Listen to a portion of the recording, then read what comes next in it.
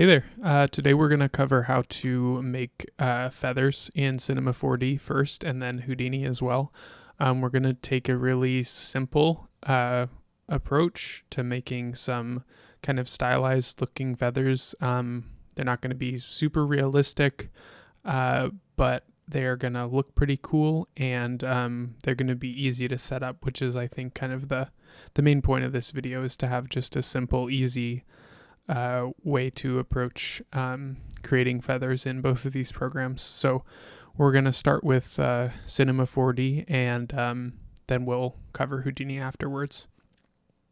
So this is kind of one of the shots I ended up making with the feather setup that I've done. So it works cloning things and with simulated hair dynamics. So let's get started with that.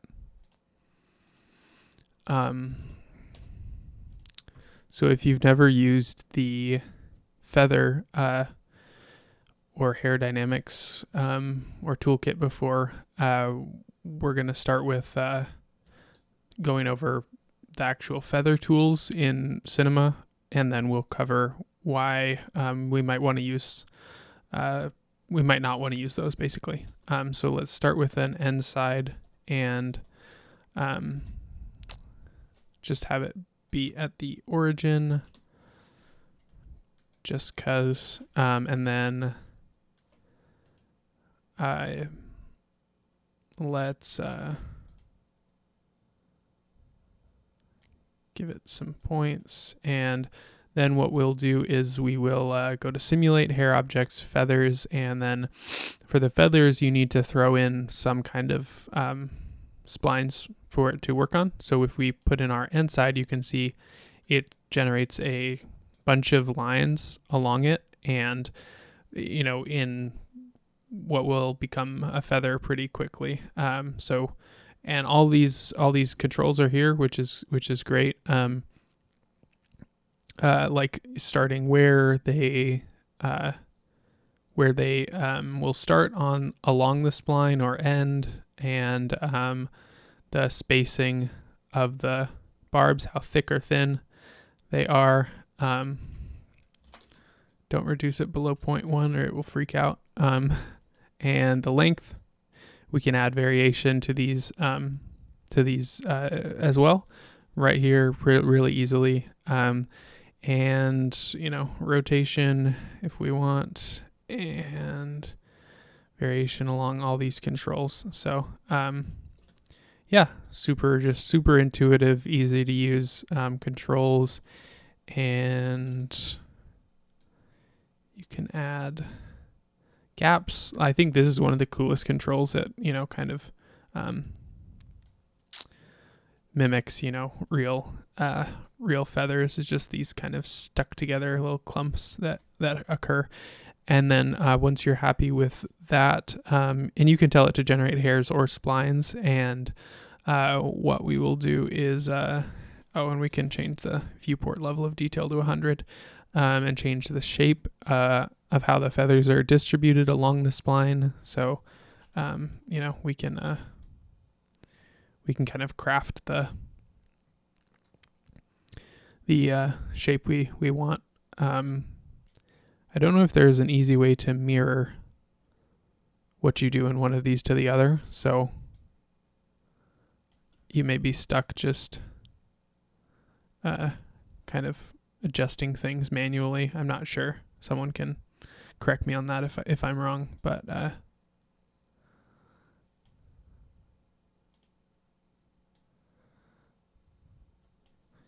yeah. So that changes the length along the spline, and then the cross section, I believe, changes the angle of these. Let's see. Okay, so that changes the starting angle, and this kind of changes the angle as it gets farther out towards the edge.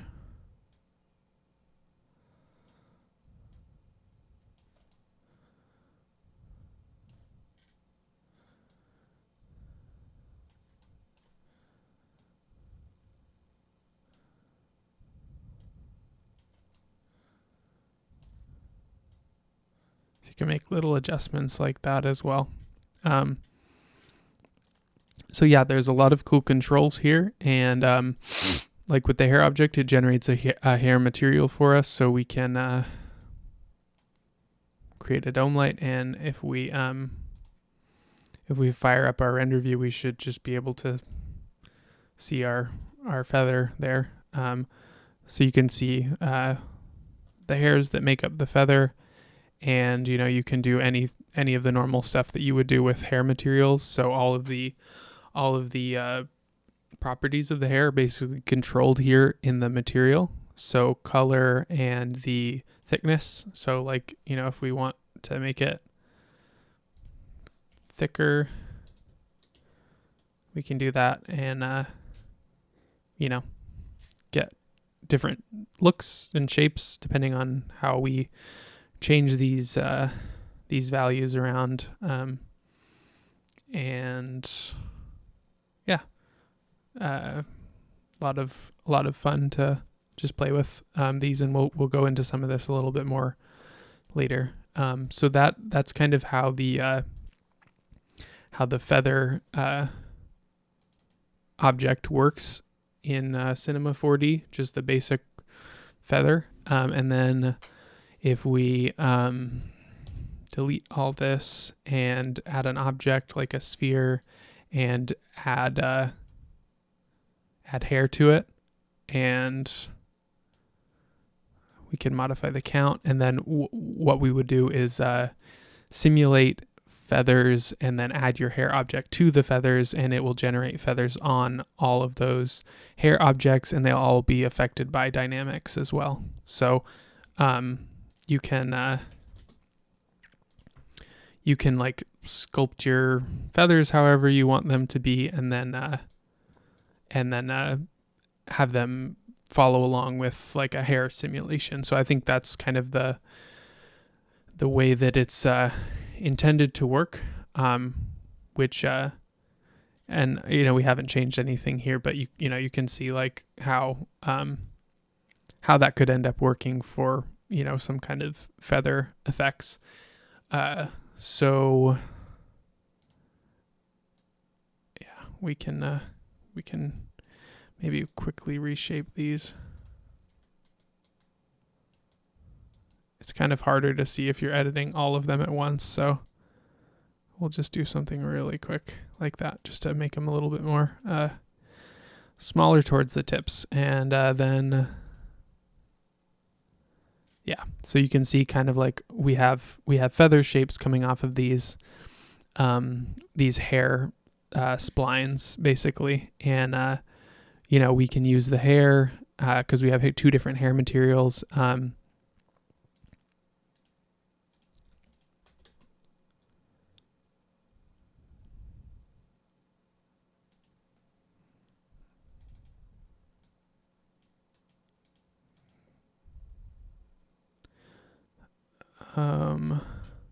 Unless all of the hair materials are controlled by the feather one. I think that might be the situation. So yeah, we can adjust these again.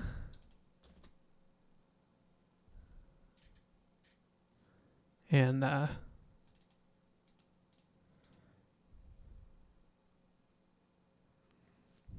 get all kinds of different effects from this. I guess, not just feathers, but, all kinds of things. Like it looks like just immediately to me almost like a fern. So you could probably build some kind of, fern plants or other things from this. I think the hair material and these kind of dynamics, you can create a lot of interesting looking objects. So don't think you just have to use them the way that they're intended, basically. Play around with things. And yeah, so that's kind of an introduction to the just basics of the feather tool in Cinema4D. But let me delete some of this stuff again.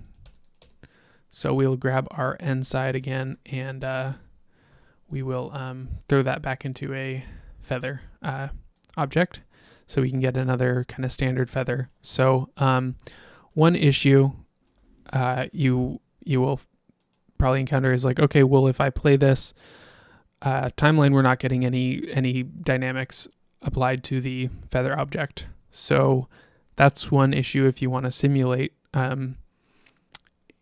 It's not set up to do that initially. You can convert it to a hair object, I think just by pressing C, and you'll get your hair object and your original spline object.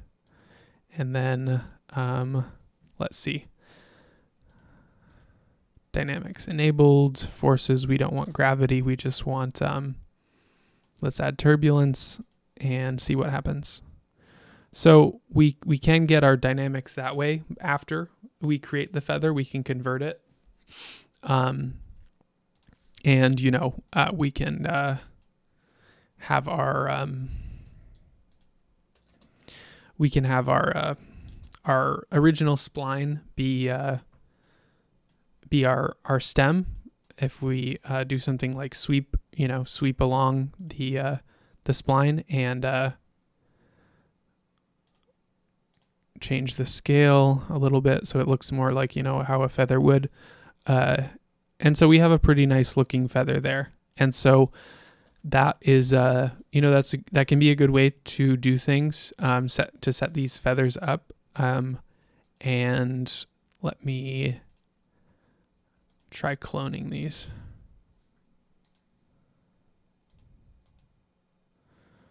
So yeah, one issue that I ran into, because I wanted to kind of have floating, multiple floating feathers in the air for some of the stuff that I was testing out, I couldn't get the cloner to work with the creating a feather, turning it into hair workflow. So I think this is a good one to know about if you want to create like a hero feather that maybe is the focal point or one of the main elements in your shot where you want to really control how that looks. And you don't need a bunch of other ones floating around. So I would follow that probably workflow to create like a really central hero feather, probably creating a spline, adding the feather object, tweaking all the parameters to exactly what I wanted, converting it then to a hair object, and then you can use the hair dynamics on top of that, and then creating, editing the material to exactly what you want it to look like. So for like a single feather, I think that could work. And for having like a lot dispersed throughout a scene, I think I had to kind of find a different approach for that, which we'll go over now. And also, if you want to, so one thing I kind of discovered is also the feather objects tend not to, or the hair feather object, whatever, tends not to want to follow the deformers like the spline is. And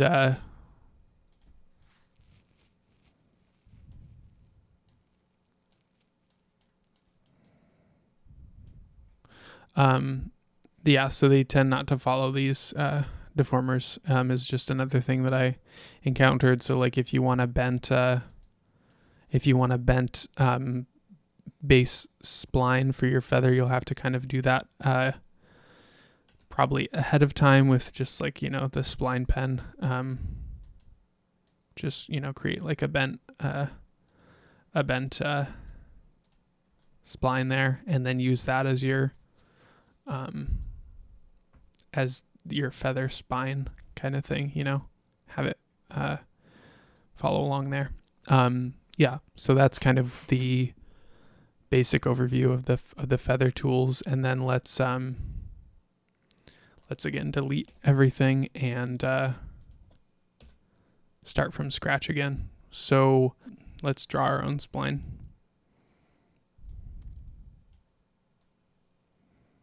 So we can have kind of a slight bend to our object, our feather spine. And let's add some more points so we get a nicer, smoother curve. And then we will sweep a circle along it. And let's see how that looks. Looks fine, and we will make some adjustments on the sweep object, including changing the scale so that the scale gets smaller along the spline. And we probably also don't want the smooth or the straight edges there. So let's add some rounding to that and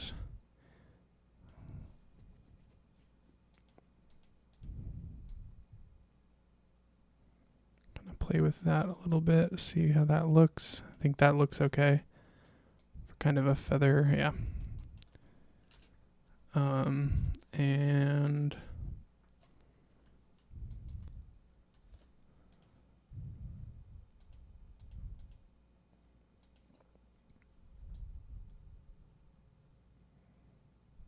yeah, that looks okay as a spine for our feather. We're going to go with that, I think. And we can save the spline and then current state to object, and then put this just in a null and call this archive. We don't need any of these, and then hide that. And what we're going to do is get a polygon selection from our spine on either side, and then we'll generate the hairs along those selections. So, okay. So once we have our selection where we're going to generate the hair, we can just go to simulate hair objects, add hair, and by default, it will automatically use the selection we have on there when we click it. So that's just something that we can automatically do. And the link here you can see is on the selection, not the object. So just if you want to change that, just change it here on the link. And we can increase the count. And we can, this is our actual hair number. And what we can do is our dynamics should be on. So if we click it, they'll just fall down because the gravity is on, and we can then turn on the turbulence, which is acting like kind of a wind force. And then you can see we have all our hairs following that. So we have dynamics as well, which is great. And then we will, let's take a look at what this looks like in the render view. Because you can see we simulate a lot more hairs in this kind of setup, because all our guides are being cloned a bunch of times, as many as we put in this box, so we can get a really dense looking feather, which for me I think sometimes looks a little bit better than having fewer number of larger individual strands, basically. And so that's how it's looking so far. And you can see if we put that in a null and then in a cloner, you can automatically see that everything is following along, like how you would think it would be. And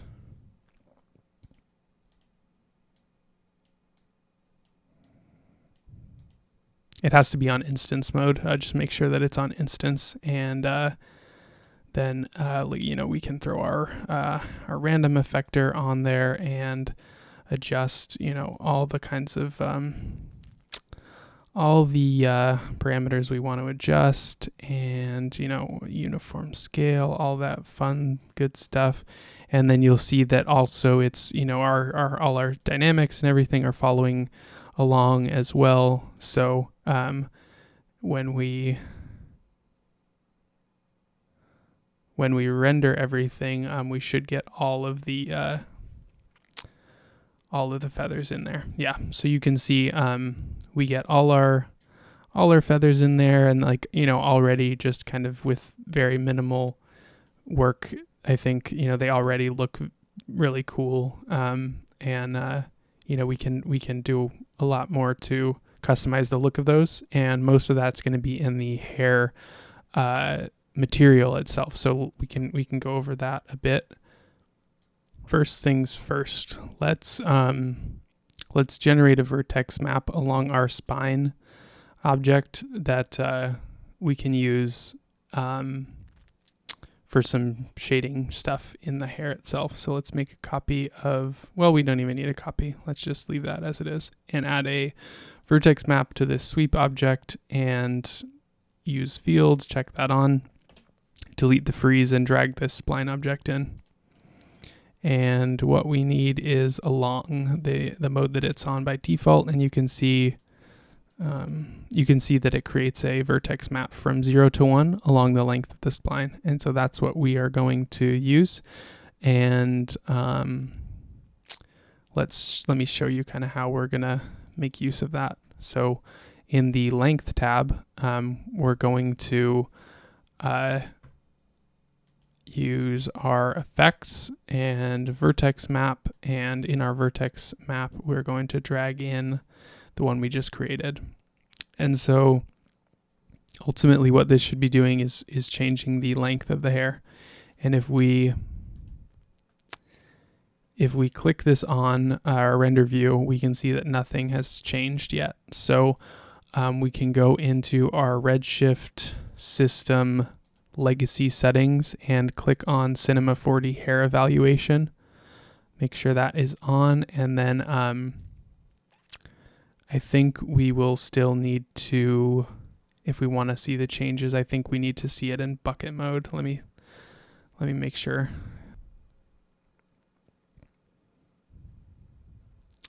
Okay, so it doesn't work in bucket mode even. We just need to click the render button to see the changes. So if you are gonna use this kind of workflow, just reduce your settings to whatever is going to be pretty quick for you to preview things. And you can see our length is being affected by the vertex map, pretty much exactly how we'd think, except we just want to invert it, and then we should get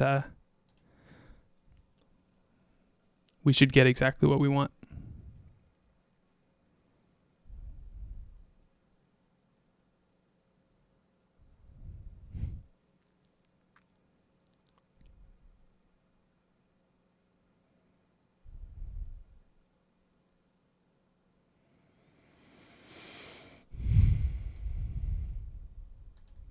Because and you can see it didn't update that time because I forgot to press the render button again. I just clicked the normal render. So don't forget that when you're doing this kind of work with these hair materials and attributes and things like that.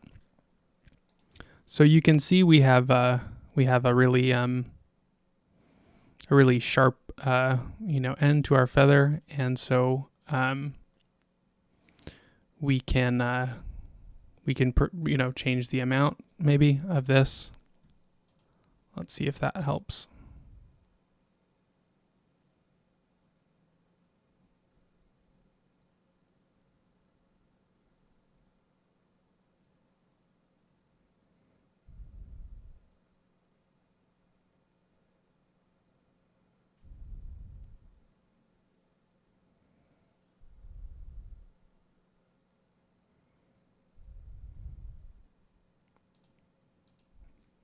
Okay, that does not give us what we want, so we could probably change this in the vertex map as well. So we could go to the remap, or we could remap it here.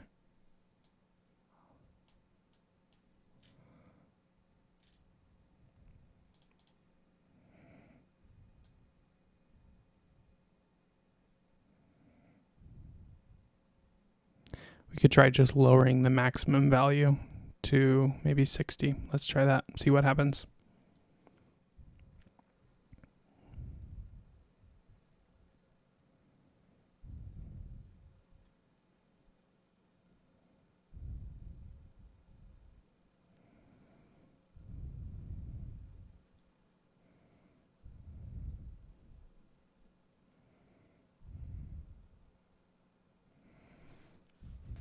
Okay, yeah, so I think that looks, pretty good for now. And if you want to keep making adjustments, to this, you can do that in the remapping of the vertex map.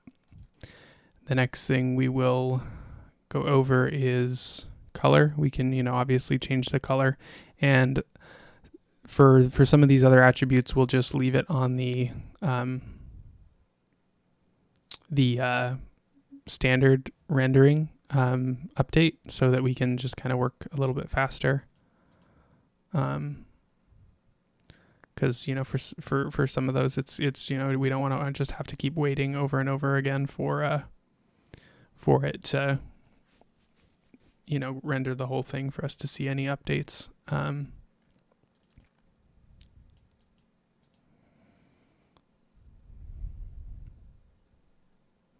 So color, obviously we can change the color of the feathers along the length of them. And we could also use textures like, image textures or color gradients or noises or effects like the vertex map we just used, or, all kinds of things. So, but primarily you're probably just going to be using the color options here, and then you can change the backlit color, the way that that the hair looks when light comes through from behind. So let me see if I can show you that really quickly.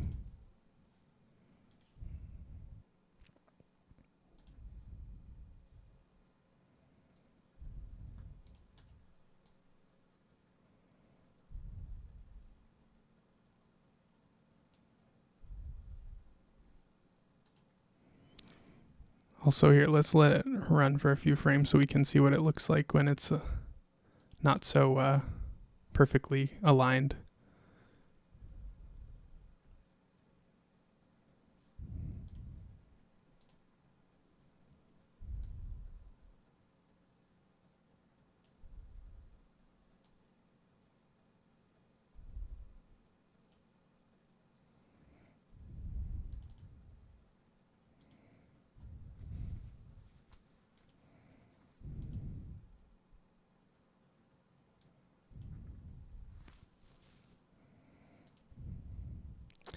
The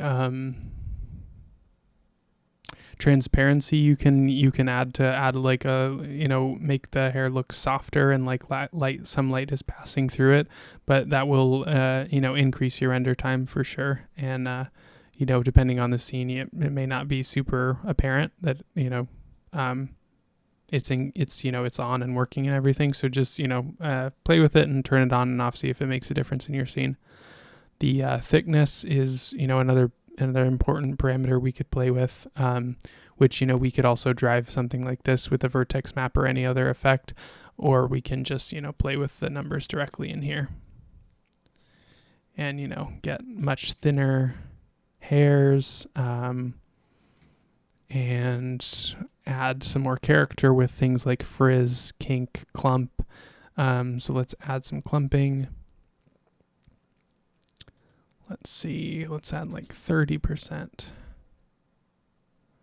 And you can start to see we get some of these hairs starting to clump more. We can add some just other little details to the hair. So if we bump up the clumping a lot, we'll get more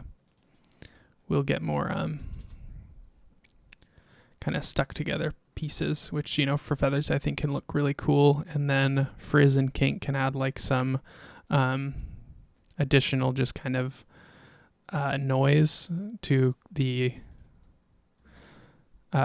strands themselves. So you can see, like, if you add a lot, you get some really noisy, cool kind of behavior from them. And then bend and curl and twist and wave. You know, there's tons of options here. So, you know, you can just kind of stylize things to your heart's content with this kind of stuff, and get all kinds of like weird shapes. And as these kind of interact with the dynamics of the hair, like, you know, things will just change and move and can look really cool. So that's kind of a basic, you know, strategy for manipulating the hair material attributes to kind of play with things. And, you know, also I showed you how to use vertex maps to drive where certain effects are happening or not. I like when we used that vertex map to drive the length. And again, if you want to see that in your view, you have to click on the render button. It's not going to work with the interactive kind of render. And then you need to also go into Redshift, System, Legacy, and click on Cinema4D Hair Evaluation for that to work. And then, like we talked about, the cloner will work just fine as well. So it's gonna be slower to render because we have to use instances. So it's copying each of these and making a whole other copy. So it will be slower to render, but it's not so, you know, so slow that it's like unusable or anything.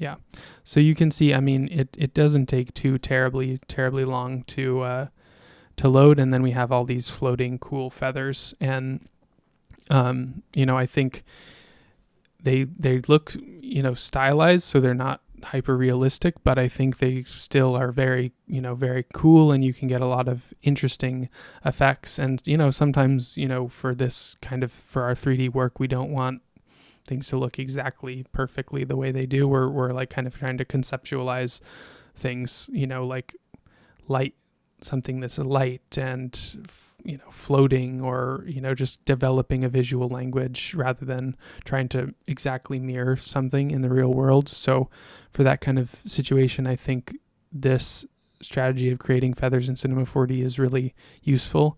And so I hope that you know, get a lot out of this and are able to create a bunch of cool imagery and get some cool ideas for projects that, or how you could use this in your projects and things like that in the future.